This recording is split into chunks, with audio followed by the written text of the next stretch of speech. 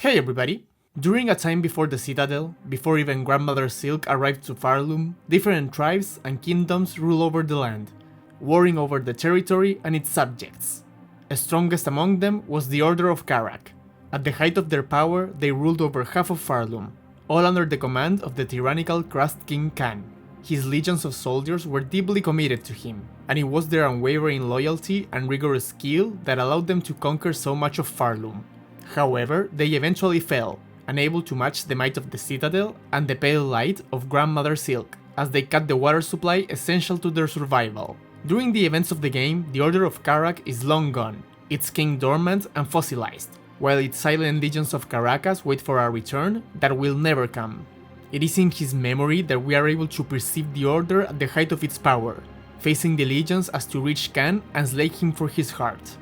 And it is in this sequence that Silksong presents some of the best visual storytelling in the whole game. Today I want to explore the storytelling of the Coral Tower Gauntlets, and how in an almost wordless fashion, Silksong is able to tell the tale of the Order and build its world even further.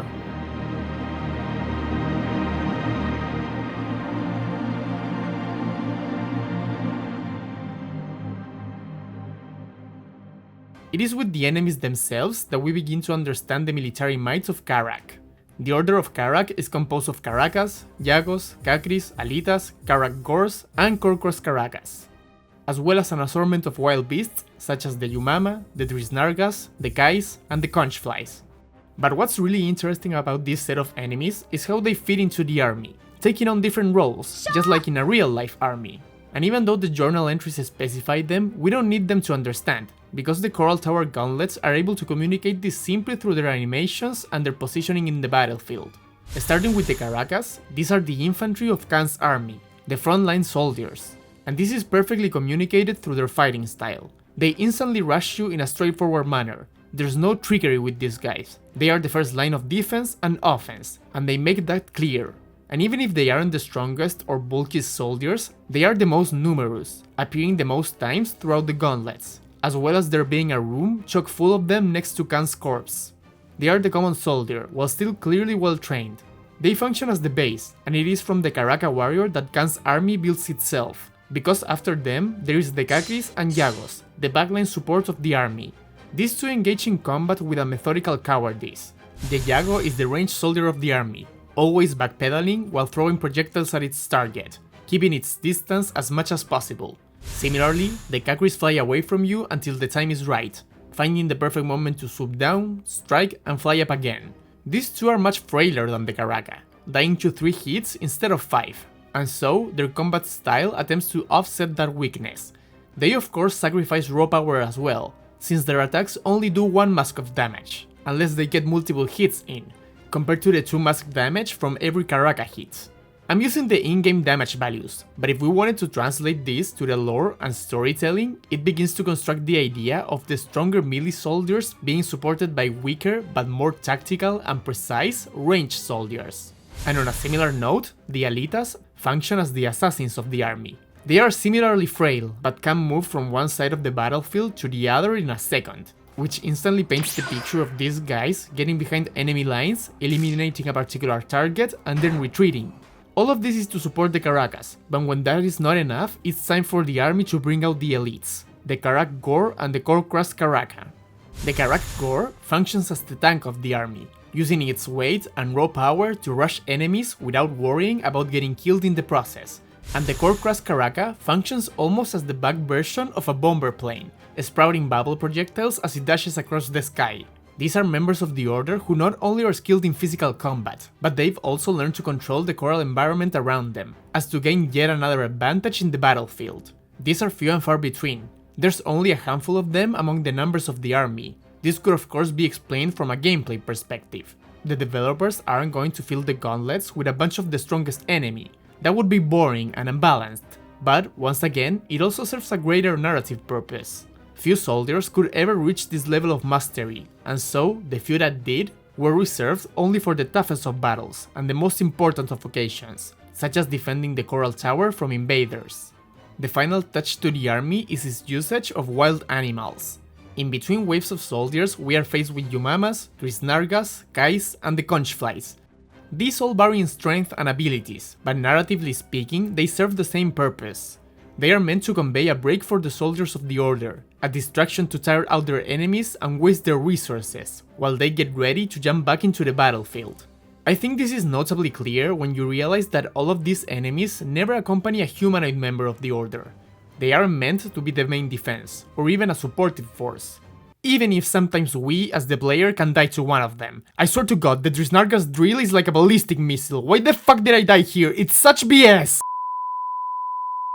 With the structuring of the gauntlet waves and the positioning of the enemies within them, we instantly understand why the Order of Karak was so mighty. They weren't necessarily the strongest bugs in the land, but their army presented a level of coordination and harmonious violence that was unmatched.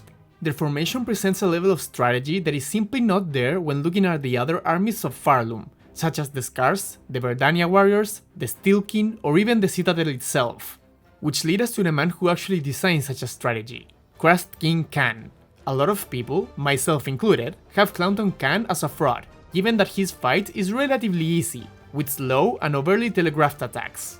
But while it makes for a less engaging boss fight, this is a trade-off, since him being much weaker than his gauntlets is a key part of the story of the Order and his character. Khan wasn't a god, it wasn't he by himself who subjugated Farlum. Khan was, above all else, a strategist.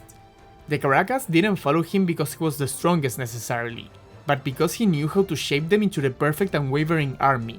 That's why he hides behind 4 gauntlets chock full of soldiers, because despite all of his aura and mastery over the coral around him, he understands that his biggest strength isn't physical or magical, but rather his command over his armies. But even with all of the strategic might that the Order of Karak achieved under Khan's rule, they still eventually fell to the Citadel, and more specifically to the Weavers and Grandmother Silk.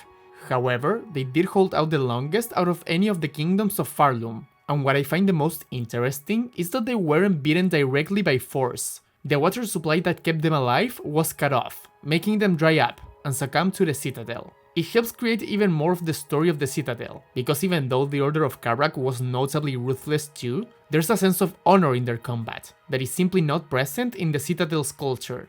The Citadel is a monster that engulfs everything around it, taking until there's nothing left, and it does so by any means necessary. It helps bolster the image of Grandmother Silk and the Citadel during their expansionist prime. During the events of the game, we see the Citadel essentially on its last legs. Everyone is haunted, its armies have no order to them, and a lot of its structures are beginning to crumble. So, if at a certain point they were able to simultaneously subdue the Scar, Verdania, and the extremely mighty Order of Karak, just imagine how powerful it must have been. A true force to be reckoned with. I adore the Coral Tower. On subsequent playthroughs, it usually only takes me around 10 minutes, and no retries. Once you understand it and reach it with mostly maxed out gear, it really isn't that challenging. But it still remains one of my favorite parts of the game, because beyond the really entertaining gameplay, it's one of the best examples of visual storytelling and world building in all of Silksong. It is masterful. So yeah, that's the video. I know a lot of what I said today isn't particularly shocking or new. This game has been nearly out for a year now, and other people have commented on many of the aspects of the Coral Tower I touched on this video. But I still wanted to make a quick video gushing about it, because it is an incredible sequence, and I love it very much. Team Cherry, Coral Gorge DLC when? Please!